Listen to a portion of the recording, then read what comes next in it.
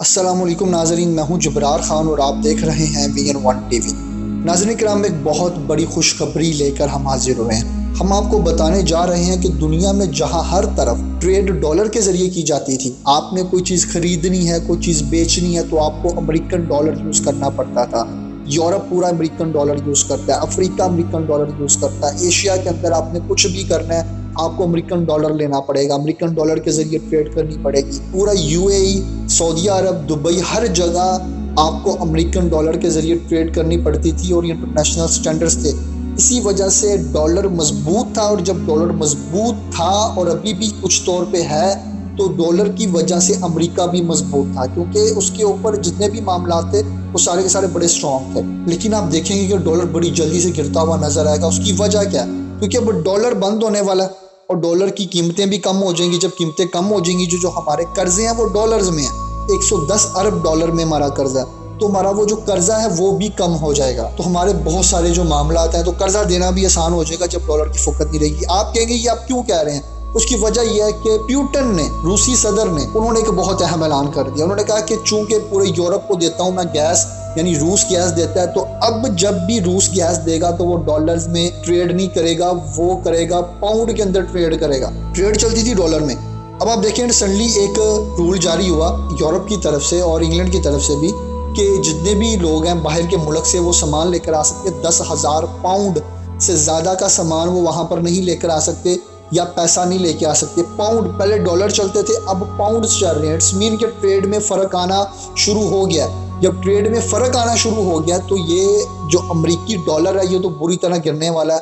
ہو سکتا ہے کہ آپ کو چند دنوں میں یا کچھ لمحوں میں یا کچھ وقت میں ہی معلوم ہو کہ ڈالر 40 سے 50 روپے نیچے گر چکا ہے اور یہ گرے گا۔ اب اس وقت پوری امت مسلمہ کے لیے جو پیوٹن ہے وہ آنکھ کا تارا بنے ہوئے ہیں، کیونکہ ایک طرف انہوں نے فلسطینیوں کے حق میں بھی آواز بلند کی، دوسری طرف اب انہوں نے کہہ دیا ہے کہ ڈالر کی ٹریڈ ختم کی جائے، کیونکہ پورے یورپ کو جب پاؤنڈ کے ذریعے ٹریڈ کیا جائے گا، اور انہوں نے پاکستان کو اور کچھ اور ممالک کو بھی کہہ دیا کہ آپ بھی پاؤنڈز میں ٹریڈ کریں، تو اس سے بہت زیادہ فائدہ ہوگا۔ اب دوسری طرف چائنا نے کیا کیا؟ چائنا نے کہا ہے کہ جتنے چھوٹے ممالک ہیں، جیسے کہ جن لوگوں نے قرضے لیے ہوئے ہیں بینک سے، یعنی ورلڈ بینک وغیرہ سے، تو یہ لوگ بھی اپنی ٹریڈ پاؤنڈ میں کریں، اور جب یہ سارے معاملات کریں گے تو ان کے قرضے ایزیلی اتر جائیں گے، اور چائنا ان کی ہیلپ کر رہا ہے، کیونکہ چائنا جو ہے وہ فائر کرنے میں، لڑنے میں یقین نہیں رکھتا۔ چائنا یقین رکھتا ہے کہ اگلے سے دوستی بناؤ، ان کے ساتھ ان کی مدد کی جائے، اور مدد کے ذریعے وہ اپنے معاملات چلاتا ہے۔ جبکہ امریکہ کیا کہتا ہے؟ وہ کہتا ہے ڈیوائڈ اینڈ کانکر، اس کو تقسیم کرو، اس کو ختم کر دو۔ اب امریکہ کی فقط کیا رہ گئی ہے دنیا کے اندر؟ بڑی سوچنے والی بات ہے کہ آپ سب سوچتے ہیں کہ امریکہ سپر پاور ہے، اور سپر پاور جو ہے وہ اس کی کرنسی کو ڈی ویلیو کیا جا رہا ہے اور وہ چپ رہے گا؟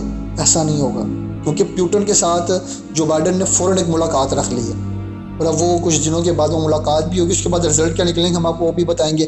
لیکن پوری دنیا کے اندر آپ دیکھیں، ہمارے شاہ محمود قریشی نے جب انہوں نے کہا کہ ہمیں ایئر بیس چاہیے پاکستان کے اندر، تو انہوں نے فوج سے کوئی میٹنگ نہیں کی، آرمی چیف سے کوئی میٹنگ نہیں کی، عمران خان صاحب سے کوئی میٹنگ نہیں کی، ڈائریکٹ کہا کہ ہم آپ کو کوئی ایئر بیس نہیں دینے والے۔ پھر افواہیں اڑی کہ نہیں جی پاکستان ایئر بیس دے رہا ہے، انہوں نے پروپیگنڈے کرنے کی کوشش کی ویب سائٹس کے اوپر، لیکن پرائم منسٹر عمران خان صاحب نے کلیئر کہہ دیا کہ جب تک میں زندہ ہوں، اور یہ پھر شیخ رشید صاحب نے بھی کہا، انہوں نے کہا کہ جب تک پرائم منسٹر عمران خان صاحب زندہ ہے امریکہ کو ایئر بیس نہیں مل سکتا۔